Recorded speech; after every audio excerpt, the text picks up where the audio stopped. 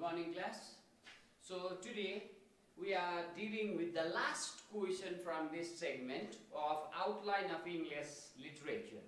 So we are with the long question from the Middle English segment, and that is Chaucer's most important work is the Canterbury Tales. What are the main features of this work, or how is the storytelling organized in the Canterbury Tales? Write an essay on Canterbury Tales. So these are maybe the questions, the long questions. Okay, so today we are dealing with Geoffrey Chaucer's Canterbury Tales.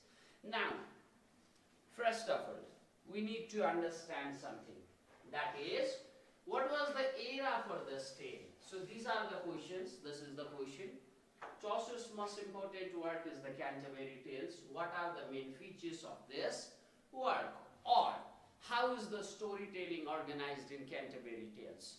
Write an essay on Canterbury Tales or Geoffrey Chaucer and his work. Okay, so these are the questions that are going to be addressed today. So basically we are talking about Geoffrey Chaucer and Canterbury Tales today. Okay, now first of all,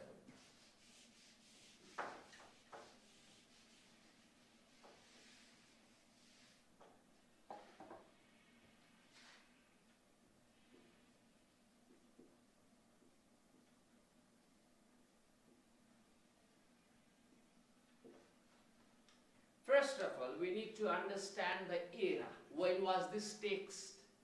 Well, or say, when is this text from? This is from, say, the Middle English era. That is 1100 to 1500.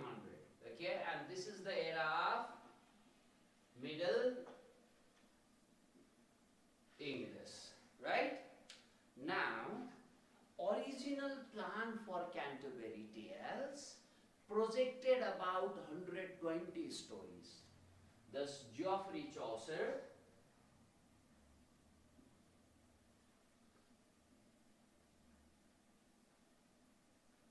actually originally planned for 120 stories.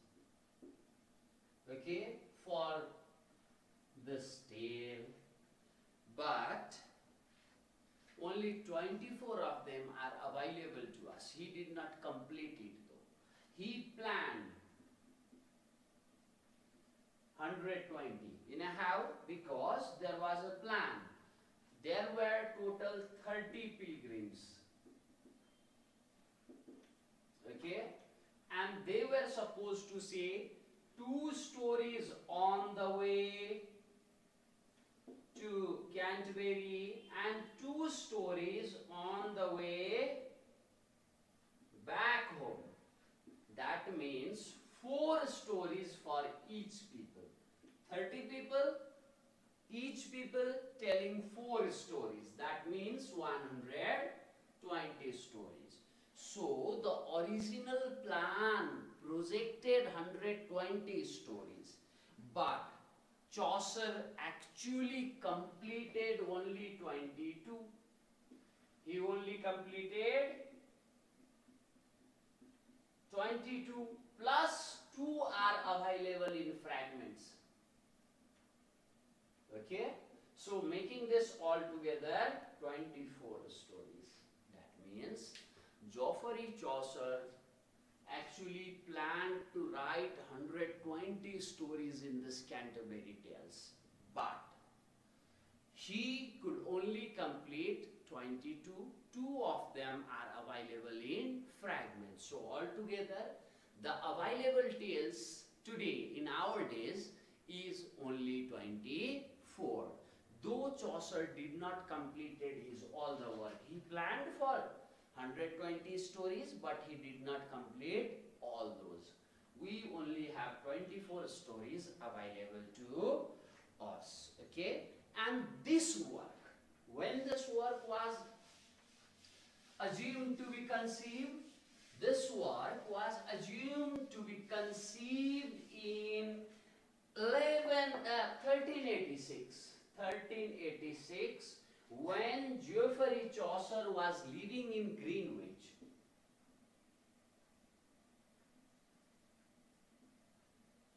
When Geoffrey Chaucer was living in Greenwich. that is few miles east from London. Okay, now let me start this one. Canterbury Tales, Geoffrey Chaucer is the writer of this tale, and he planned altogether 120 stories in this tales. But he could only complete 24 of them. Two of them are incomplete though. He could complete 22 plus 2 incomplete, that makes 24 altogether stories available to us. Now, when Geoffrey Chaucer wrote this, it is assumed that the work he planned, he conceived the idea in 1386 when he was living in Greenwich. This is the name of a place which is few miles east of London. And here, while he was living in Greenwich, he could see the pilgrims going to Canterbury Cathedral. Okay? And this observation of the pilgrimage led him to conceive the work. The idea of the work was conceived when he observed the pilgrims on the way to Canterbury, where he was staying when he was staying in Greenwich. Okay? So, after this, now,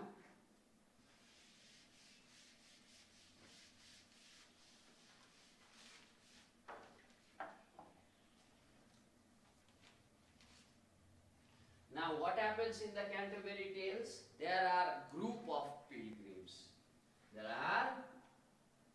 There is a group of pilgrims, altogether 31, including Chaucer himself.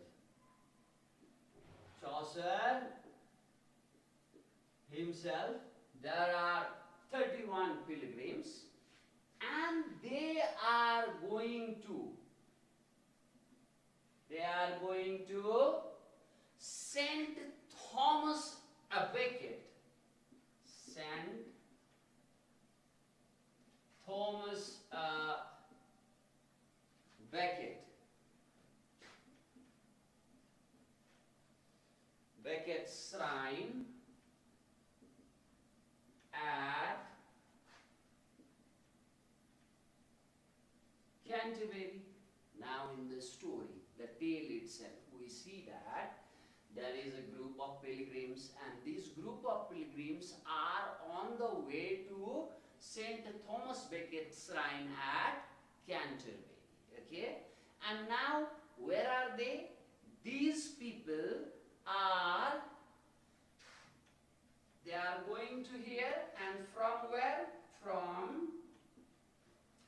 They have assembled at, to go here, to go to this place, they have assembled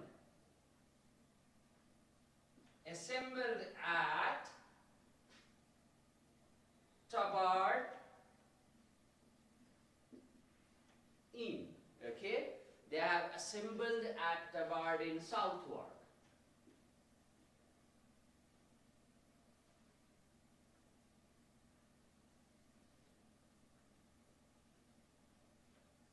Now, we know about this. We have group of 31 pilgrims, including Geoffrey Chaucer, and they have assembled at Tabard Inn in Southwark. They are all together in one of the inn in Southwark, and from there they are planning to go to St. Becket's shrine at Canterbury. Okay?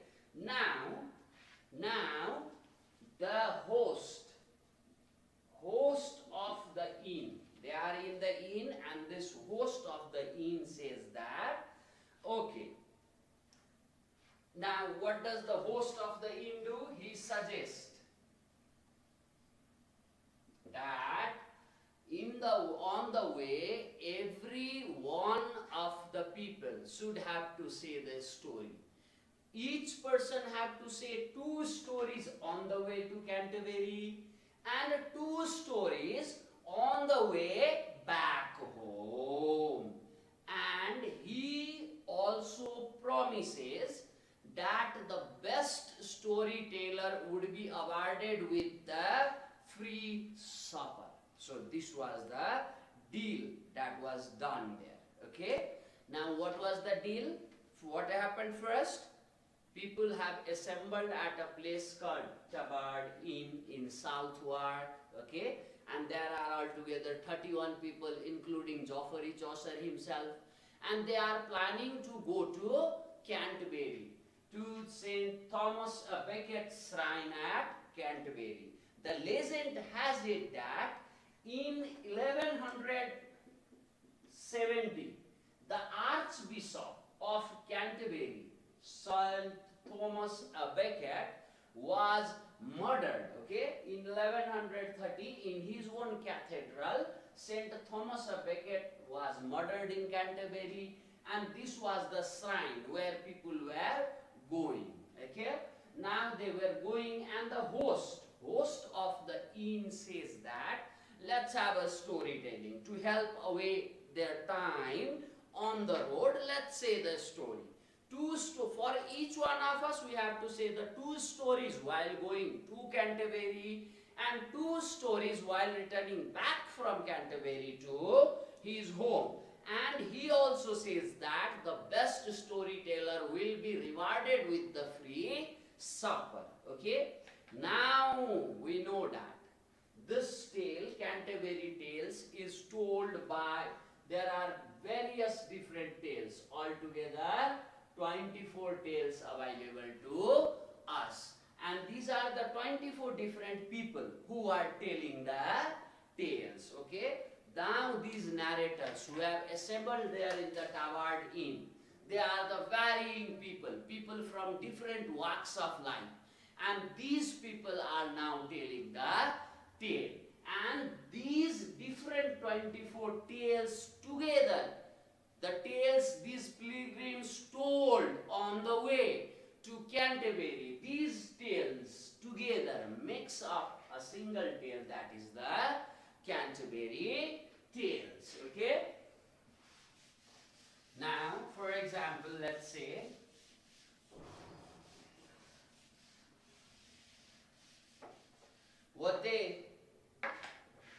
now each of the tales, there were 24 tales, and they are telling this. Each of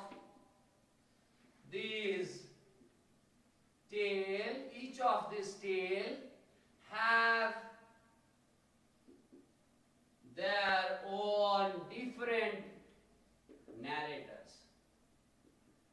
Okay, each of the tale have their different narrators. For example, there is a tale of the knight that is told by the ideal knight,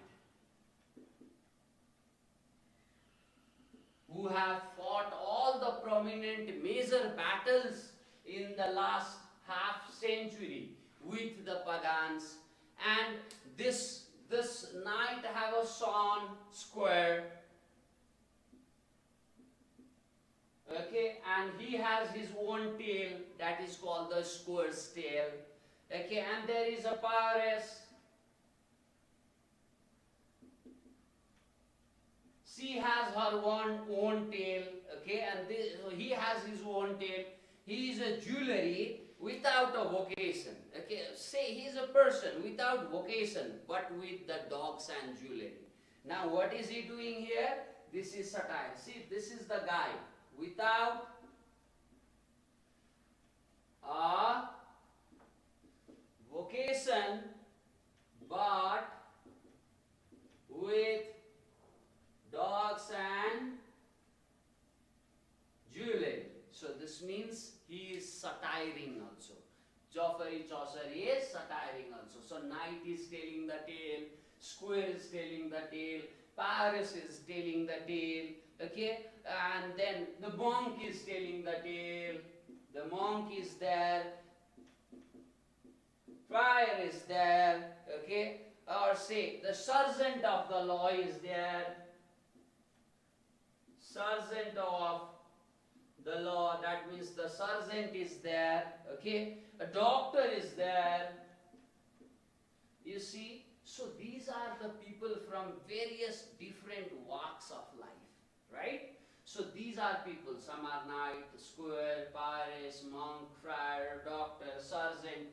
So these various different people from various different strata of life, from various different hierarchies of the society have assembled together, and these people are telling the tale, and these tale combinedly, the different tales these people tell, those tales combinedly make up the Canterbury Tales. Okay, so you see here he have organized from lower and the higher order of the social strata or of the society. Okay, now what is this guy Geoffrey Chaucer doing with all these different narrators? All different people are saying different stories, right? In a inn there are 31 people, and out of these 31 people they are saying different tales, right? They are saying different tales. Okay, so what Chaucer is doing actually is Chaucer is using fictitious pilgrim, okay, as a framing device, as a framing device to tell his story, as a framing device for number of stories. You see, here we have different stories. The story told by the knight, the story told by the doctor, the story told by the monk, the story told by the nun, the story told by, say, the nun, and so on. So these different stories, he created fictitious pilgrims. The fictional pilgrims are there, and from the mouth of all these pilgrims, he is making the story. Okay, those pilgrims are conveying or saying the story. So what is he doing is he is using the fictitious character as a framing device for his story. Okay, so what is this device? There are a collection of stories, various different stories, right? And these all stories are linked together by this framing device. Okay, with this there are different stories, story told by the nun, story told by the monk, story told by the knight, and all these stories are linked together by a peculiar framing device. Okay, how this works? Okay, let's see. This is the very common, the use of framing technique is very common in Middle English literature. You can see that in a Boccaccio's writing, you see in a Decameron, it's a name, he tells 100 stories, and those 100 stories, he puts those 100 stories in the mouth of his 10 characters. Like in Mahabharata also, what you see is there is Vedvyas who has written whole Mahabharata, and later the war, what goes on between Pandav and Kaurav, is narrated through the mouth of Sanjay. Vedvyas himself does not narrate, writer does not say us about the war. Who says us about the war? That is Sanjay, who the guy, charioteer to Dhritarashtra. Dhritarashtra is blind, so he gave this Dibya Drishti, and with this he narrates the story to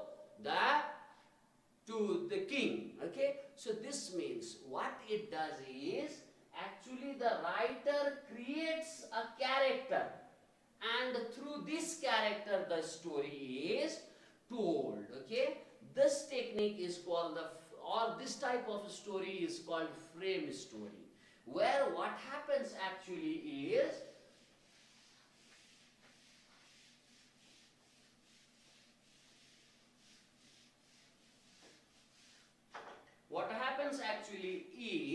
writer is there. Now writer makes up a character, and this character will tell us a story or start writing a story. So it means the narrator is one of the character inside the story. In this type of framing story or the frame story, we have two plots simultaneously going on. That means different characters come together to take in a pilgrimage, say in the Canterbury Tales. What happens is different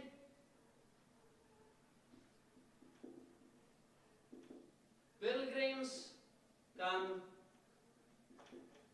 together. Different pilgrims come together, right, to take a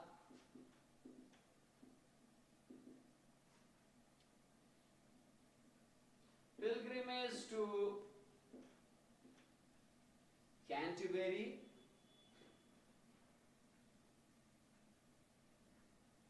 and along the way they tell different stories. You see, different pilgrims are there, different people. Knight is there, doctor is there, nun is there, doctor's son is there. So you see, we have different people, right? And all these different people are taking on a pilgrimage, and he is saying one story, he is saying the other story, this guy is saying the one story, this guy is saying the other story, right? So in a way, we see here there are two plots. There are two plots. One of the pilgrim itself, the journey they took to Canterbury, and their return from Canterbury to London. This is itself a story, a plot, how they assembled in the inn and how they moved, right? Who were there? This is itself the story of the pilgrims itself, all the pilgrimage itself, right? That is the story. And inside that story, right, we have these smaller stories. So the story, this story, okay, the overall tale of the pilgrim's journey. So here are two stories. One is the overall tale of the pilgrim's journey, and in second we have another, that is the various tales. Various tales or narratives, okay, that are told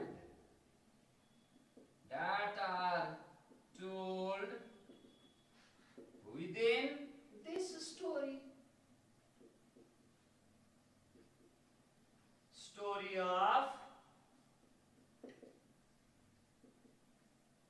pilgrim, right? So we have two stories. One is the story of the pilgrims itself who are on the journey, and we have another story, multiple narratives, multiple tales these pilgrims see. So this one is the frame, and inside this frame we have these stories. This is called the framing technique. This is called the technique of framing or framing technique in literature, and this is one of the very prominent device of Middle English literature. So in Joffre's Canterbury Tale, let me revise you for the last time, that is, the Canterbury Tale was written by Geoffrey Chaucer, and this is the literature from Middle English. It was written in Middle English, right? And this is a tale about the pilgrim, right? Or the pilgrimage from London to Canterbury. In Canterbury there is a shrine, Thomas A. Becket's shrine, and in that shrine people are paying a homage, or say people are going for the pilgrimage. And these people, these यो जुन भक्तहरू छन् saint Thomas ए बेकेटको पिल्ग्रिममा जान लागेको, यिनीहरू एउटा इनमा, एउटा धर्मशालामा बसेका छन्, जम्मा भएका छन् टोटल 31 जना। यो 31 जनालाई अब त्यो धर्मशालाको एउटा होस्टले के भन्छ भने तिमीहरूले सबैजनाले जाँदाखेरि हरेक व्यक्तिले दुईवटा कथा सुनाउनु पर्छ अनि फर्किँदाखेरि पनि हरेक व्यक्तिले दुईवटा कथा सुनाउनु पर्छ। जसको कथा राम्रो हुन्छ, जो who is the best storyteller, he will be awarded with the free supper. जसले चाहिँ राम्रो स्टोरी भन्छ, whoever is the best storyteller, he or she will be awarded with the supper, free supper भनेर डिसाइड गर्छ है। अब story भन्ने मान्छेहरू को हुन्छन् त? स्टोरी भन्ने मान्छेहरू एउटै स्ट्राटाबाट आएका छैनन् सोसाइटीको। They are from the various different walks of the lifes. त्यहाँनिर नाइट छ, डक्टर छ, त्यो नाइटको छोरो छ, मङ्कहरू छन्, नन छ, ओके, सर्जेन्ट छ। So there are different people who are paying homage. We can say that सोसाइटीको हरेक तबकाको रिप्रेजेन्टेटिभ क्यारेक्टर त्यहाँ जम्मा भएको छ अनि यिनीहरूले एकअर्कालाई स्टोरी भन्दैछन् आफ्नो धर्ममा जाने बेलामा, पिलग्रिमेज जाने बेलामा र फर्किने बेलामा। अनि यही स्टोरीहरूको कलेक्सनलाई चाहिँ हामी के भन्दो रहेछौँ? क्यान्टरबेरी टेल्स। अल टुगेदर हामीसँग कतिवटा स्टोरी सर्भाइभ गर्दो रहेछ? 24 वटा। तर जफरी चौसरले प्लान चाहिँ कतिवटा गरेको रहेछ? 120 वटा। 120 वटा प्लान गरे रहेछ, जसमा उसले 22 वटा मात्रै कम्प्लिट गर्न सक्यो र 2 वटा फ्र्यागमेन्टमा अभाइलेबल छ, मेकिङ इट 24। अब स्टोरी कसरी अगाडि बढ्छ भने यिनीहरूले आफ्नो जर्नीमा स्टोरी भन्छन् सबैले। अब यहाँनिर एउटा कुरा चाहिँ, the one thing we need to notice is, दुईवटा स्टोरी सँगसँगै जाँदैछ। एउटा स्टोरी त यिनीहरूको धार्मिक टुरको, जाँदाखेरिको को थिए, कसरी गए, कहाँबाट कहाँ गए, दिस इज वान स्टोरी। अनि अर्को स्टोरी, यो स्टोरी भित्र अर्को स्टोरी छ। कुन स्टोरी छ? जुन स्टोरी यो पिलग्रिमहरूले भनिरहेका छन्। एउटा त यिनीहरूको जर्नीको स्टोरी, त्यसपछि त्यहाँभित्र भनिराखेको स्टोरी, राइट? सो दुईवटा प्लट साइमल्टेनियसली मुभ गरिराखेको छ। यस्तो खालको टेक्निकलाई हामी यो फ्रेमिङ डिभाइसको युज गरेको छ। फ्रेम स्टोरी भन्छ यस्तो खालको स्टोरीलाई है। यो framing device was very common in middle English literature. अनि जफरी चौसरमा पनि यो फ्रेमिङ डिभाइस कमन छ। के गरिदियो भनिसकेपछिबाट दुईवटा फिक्सनहरू साइमल्टेनियसली मुभ गराइदियो। एउटा फिक्सनले अर्को फिक्सनलाई फ्रेम दियो। जस्तो जर्नीमा छ, त्यो journey, overall tell of the pilgrims journey, त्यो जर्नीको, त्यो ट्राभलको, त्यो जुन यिनीहरूले धार्मिक टुर गरिरहेछ, त्यो धार्मिक टुरको तीर्थको स्टोरी, तीर्थ जाँदा र आउँदाखेरिको स्टोरी आफ्नो ठाउँमा छ। त्यो स्टोरीको फ्रेमभित्र सानो स्टोरी यिनीहरूले भनेको पनि छ कि छैन? छ। So this is how to plots move. यहाँनिर न्यारेटरले के अथरले के गर्दो रहेछ भने एउटा क्यारेक्टर बनाइदिँदो रहेछ स्टोरीभित्र र त्यो क्यारेक्टरको मुखबाट स्टोरी लेखिरहेको स्टोरी भनाइदिँदो रहेछ भने दुईवटा प्लट साइमल्टेनियसली एकअर्कासँग ओभन भएर मुभ गरिराखेको छ है। यो चाहिँ के हो भनिसकेपछिबाट फ्रेमिङ डिभाइसको युज हो। This is the very prominent feature of middle English literature. So you can see this in, say, Boccaccio भन्ने एउटा राइटर छ। त्यो बोकाचियो भन्ने राइटरको राइटिङमा पनि you can see this type of